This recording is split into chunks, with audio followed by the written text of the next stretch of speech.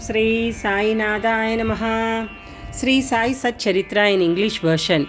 We are in chapter 34. In the past chapter, we studied about the greatness of Udi. So the same is continued in this chapter 34. Doctor's nephew, Dr. Pillai, Shama's sister-in-law, Irani girl, Harda gentleman, Mumbai lady. This chapter continues the subject greatness of Udi and describe cases in which the application of Udi was most efficacious.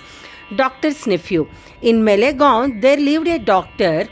His nephew suffered an incurable disease, tubercular bone abscess. The doctor, along with his relatives and medical practitioners, tried all sorts of remedies and even surgery. There was no relief and no end to the little boy's suffering. Friends and relatives advised the parents of the boy to seek divine aid and recommended them to go to Sai Baba, who was known to have cured such incurable cases by his mere glance. The parents therefore came to Shirdi. They prostrated themselves before Baba, placed the boy before him, and pleaded humbly and implored him to save their son. The merciful Baba comforted them, saying, "Those who resort to this masjid shall never suffer anything in this life to the end of time. Now, do not worry. Apply Udi on the abscess, and within a week he will recover. Believe in God. This is no masjid, but Dwaraka Mai. He who steps here will soon get health and happiness, and his sufferings will come to an end." The boy was made to sit before Baba, who moved his hand on the affected part and cast his loving glances on him. The patient was pleased, and with the application of the Udi, he began to recover and was all right after some days. The parents then left Shirdi with their son, thanking Baba for the cure, which was effected by Udi and Baba's gracious looks. After knowing this, the doctor, the uncle of the boy, became wonderstruck and desired to see Baba. While he was on his way to Mumbai for some business, at Malegaon and Manmad, somebody spoke to him against Baba and poisoned his ears. Therefore, he dropped the idea of visiting Shirdi and went to Mumbai direct. He wanted to spend the rest of his leave at Alibag. But at Mumbai, he heard for 3 successive nights a voice, "Still you disbelieve me?" Then the doctor changed his mind and resolved to go to Shirdi. He had to attend to a case of infectious fever in Mumbai, which showed no signs of quick abatement. So, he thought that his Shirdi trip would be postponed. He, however, proposed a test in his mind and said that if the patient gets all right by today, I will start for Shirdi tomorrow. The wonder is that exactly from the time when the determination was done, the fever began to abate and the temperature became normal. Then, he went to Shirdi as per his determination, took Baba's darshan and prostrated himself before him. Baba gave him such experiences that he became his devotee. He stayed there for 4 days and returned home with Baba's Udi and blessings. Within a fortnight, he was transferred on promotion to Bijapur. His nephew's case gave him an opportunity for seeing Baba, and this visit garnered in him a never-failing love for the saint's feet. Dr. Pillai. Dr. Pillai was an intimate devotee of Baba. He was much liked by Baba, who always called him Bau. Baba talked to him off and on and consulted him in all matters and wanted him always at his side. This Pillai suffered once very badly from gunia worms. He said to Kaka Sahib Dikshit, "The pain is most excruciating and unbearable. I prefer death to it. This pain I know is for repaying past karma. But go to Baba and tell him to cease the pain and transfer the balance of my past karma to 10 future births of mine." Mr. Dikshit went to Baba and told him his request. Then Baba, being moved by his request, said to Dikshit, "Tell him to be fearless. Why should he suffer for 10 births? In 10 days he can work out the sufferings and consequences of his past karma, while I am here to give him temporal and spiritual welfare. Why should he pray for death? Bring him here on somebody's back, and let us work and finish his sufferings once for all. The doctor was brought in that condition and was seated on Baba's right side. Baba gave his bolster and said, "Lie down calmly here and be at ease. The true remedy is that the result of past actions has to be suffered and got over. Our karma is the cause of our happiness and sorrow. Therefore, put up with whatever come to you. Allah is the sole dispenser and protector. Think of Him always. He will take care of you. Surrender to Him with body, mind and speech, and then see what He does." Mr. Pillai said that Nana Sahib had put a bandage over the leg, but he had no relief. "Nana is a fool," replied Baba. "Take off that bandage or else you will die. Now a crow will come and peck at you and then you will recover." While this conversation was going on, Abdul, who also always cleaned the masjid and trimmed the lamps, turned up. While he was attending to his work, his foot accidentally fell upon the stretcher leg of Dr. Pillai. The leg was already swollen, and when Abdul's foot fell upon it and pressed it, all the 7 gunia worms were squeezed out at once. The pain was unbearable and Dr. Pillai cried out loudly. After some time, he calmed down and began to sing and cry alternatively.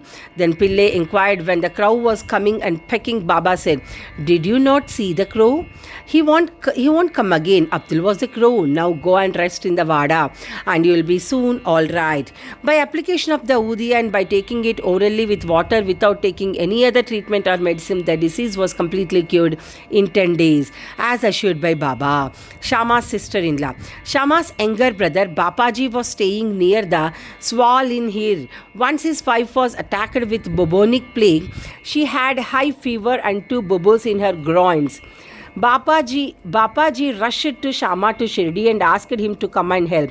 Shama was frightened, but according to his own, he went to Baba, prostrated himself before him to invoke his aid.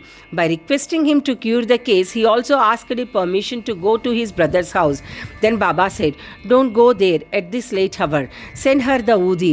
Why care for the fever and bubos? God is our father. She will be all right easily. Do not go now. Go there in the morning and return immediately." Shama had full faith in Baba's Udi. It was sent with Bapaji. It was applied on the bubos and some of it was mixed with water given to the patient and drinking. No sooner was it taken in, perspiration set in profusely, the fever abated and the patient had a sound sleep. Next morning, Bapaji was surprised to see his wife all right, with no fever and no bubos.